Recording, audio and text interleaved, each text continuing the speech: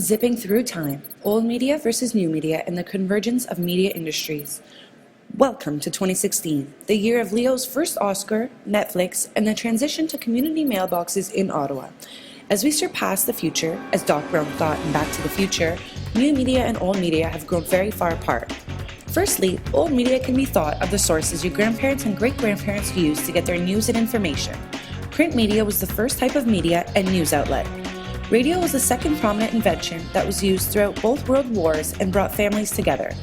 Families would sit around the radio at newstime and listen to the daily occurrences, and more importantly, the lack of education was not a problem because the radio did not require reading. Next came television. Television was just as important as radio because it was able to pour just as much entertainment, news, and various programming, except it was able to transform our living rooms into places around the world through pictures and sound simultaneously. As TV entered its golden age, new media was already underway through the invention of computers, cell phones, and the internet. If we zoom to the future, most people use the internet, but most specifically social media sites such as Facebook and Twitter to read their news. Reading the news has become less important, and how many likes on Instagram now determines how popular and likable you are. Obtaining your news information through online sources is a popular method because it does not require a subscription or a few dollars to get your copy. Through the perspective of Thomas F. Baldwin, D. Stevens McCoy, and Charles Steinfeld in their journal Convergence, Integrating Media, Information, and Communication, they explain convergence is a heroic attempt to document the current and fluid state of affairs in technological, economic, and political environments surrounding the evolving convergence of the broadcasting, cable, and telephone industries. An important and growing topic in today's society in the previous article mentioned is media convergence. As Henry Jenkins explains in his book titled Convergence Culture, where old and new media collide, convergence occurs within the brains of individual consumers and through their social interactions with each other. This statement can easily be seen in the world around us. Take a look at your cell phone. It has a camera that can take pictures and record video. It has the ability to place and receive phone calls and take messages. It can also send and receive text messages and has an option to use the internet to search anything you can possibly think of. It has enough memory to hold all of your fancy applications and games, but most importantly, it is portable and can be taken with you anywhere as long as you keep it charged. It can provide you with any form of social interaction you wish. This type of medium has become prominent in our world because of its easy access. One reason for the convergence that has occurred with new media is because it creates a sense of interaction. As David Buckingham and Rebecca Willett describe in their book, Digital Generations, Children, Young People, and the New Media, technology is seen to create new styles of communications and interactions.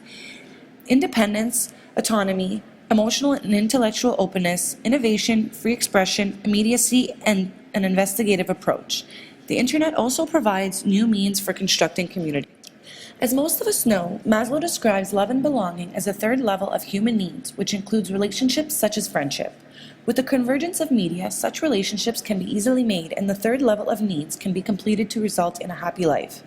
This can explain the habit between humans and new media. As Sonia Livingstone describes in her article, the challenge of changing audiences, or what is the researcher to do in the age of the internet? In short, whether the media in question involved the peer-to-peer communication of email or the one-to-many communication of a global news network, new media and communication technologies are text-centered. They not only have a symbolic meaning as objects per se, but they carry multiple and diverse changing symbolic messages.